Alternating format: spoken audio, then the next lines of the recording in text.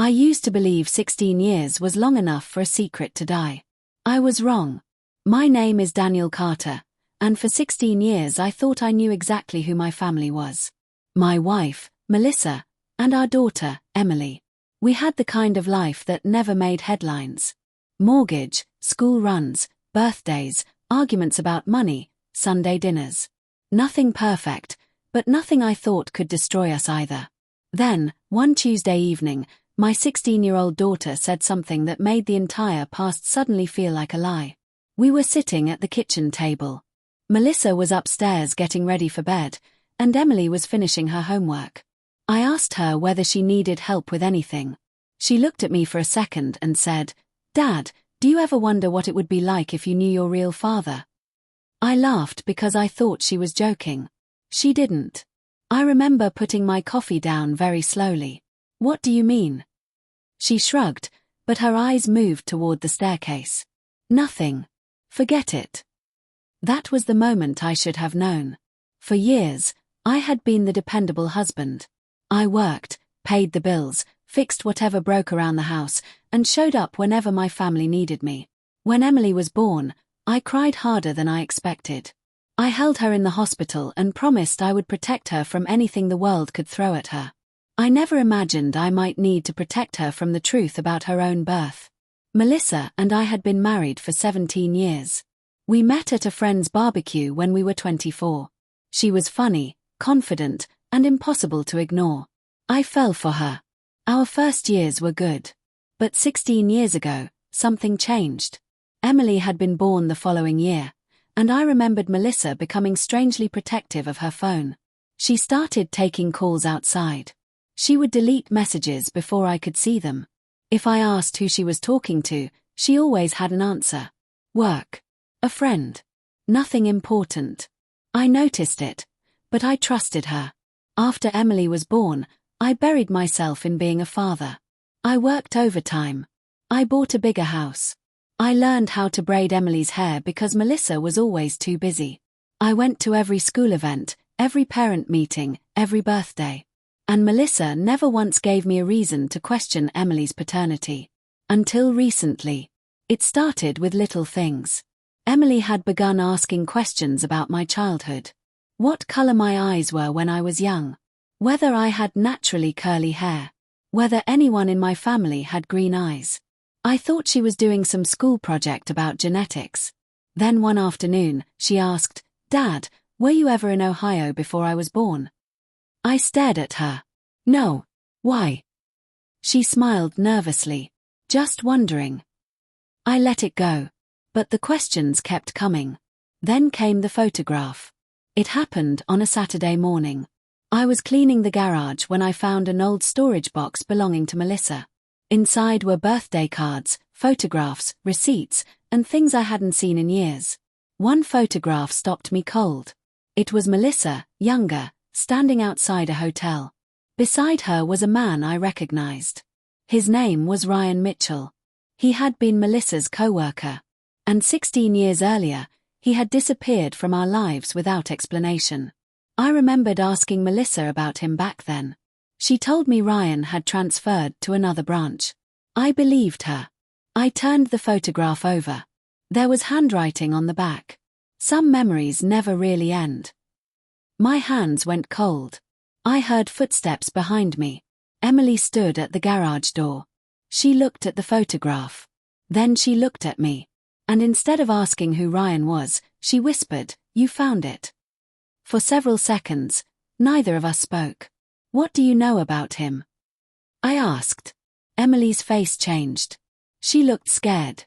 Then she said something I will never forget. "Mom told me not to tell you." My heart dropped. "Tell me what?" She swallowed hard. She said Ryan is my real dad. I couldn't breathe. For 16 years, I had raised another man's daughter believing she was mine. But the worst part wasn't that Melissa had cheated.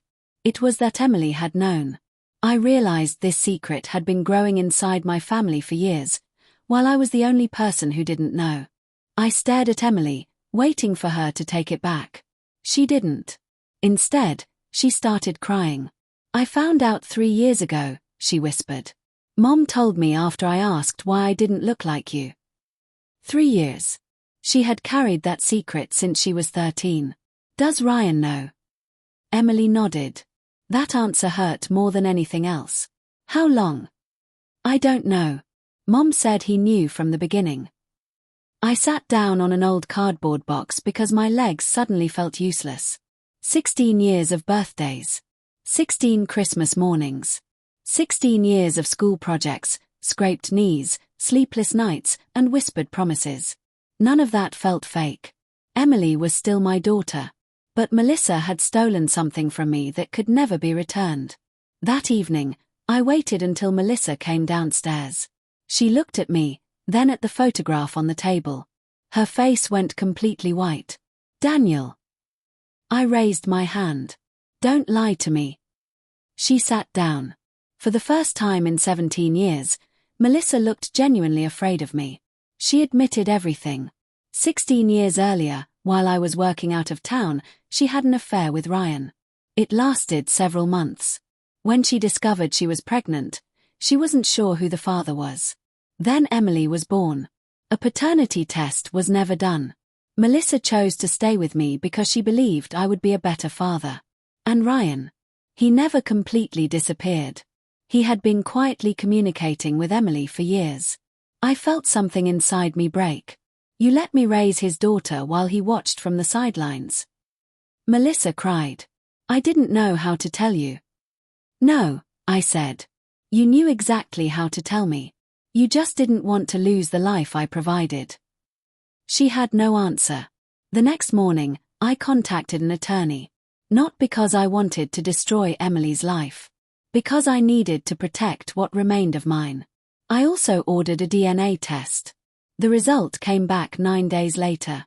I wasn't Emily's biological father. But when I read the report, I didn't feel relief. I felt something stranger. Freedom. For 16 years, Melissa had controlled the story. She decided what I knew. She decided what Ryan knew. She decided what Emily knew. Now it was my turn to decide what happened next. I didn't scream. I didn't expose her online. I didn't call Ryan and threaten him. I simply stopped funding the life she had built on a lie. The house was mine before the marriage. The accounts were separated. I moved my money, changed my beneficiaries, and instructed my lawyer to begin divorce proceedings. Melissa thought I was punishing her. I wasn't. I was removing myself from the role she had assigned me. Then came the hardest conversation. Emily sat across from me at the kitchen table, crying. You're still my dad, right? I looked at her and felt every ounce of anger disappear. Nothing your mother did changes that. She reached across the table and grabbed my hand. I held it. Because whatever Melissa had done, Emily hadn't asked to be born into a secret. A month later, Ryan finally contacted me. He wanted to meet. I agreed. We sat across from each other in a quiet coffee shop. He looked nervous. You raised my daughter, he said. I corrected him. I raised my daughter. He looked down. You have every right to hate me. I don't hate you, I said. But don't confuse biology with fatherhood. He didn't know what to say. I stood up. You had 16 years to be honest. You chose silence. So did Melissa. Both of you can live with that choice. I walked away without another word. The divorce was finalized months later. Melissa lost the husband who had trusted her, the comfortable life she had protected, and the illusion that secrets could remain buried forever. But I didn't lose my daughter. Emily moved with me. She still calls me Dad. Sometimes people think revenge means hurting someone until they feel your pain. I learned something different. The harshest revenge is sometimes refusing to let another person's betrayal define the rest of your life. Melissa spent 16 years hiding the truth.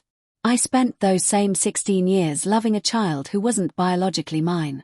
And in the end, DNA didn't decide who her father was. Love did.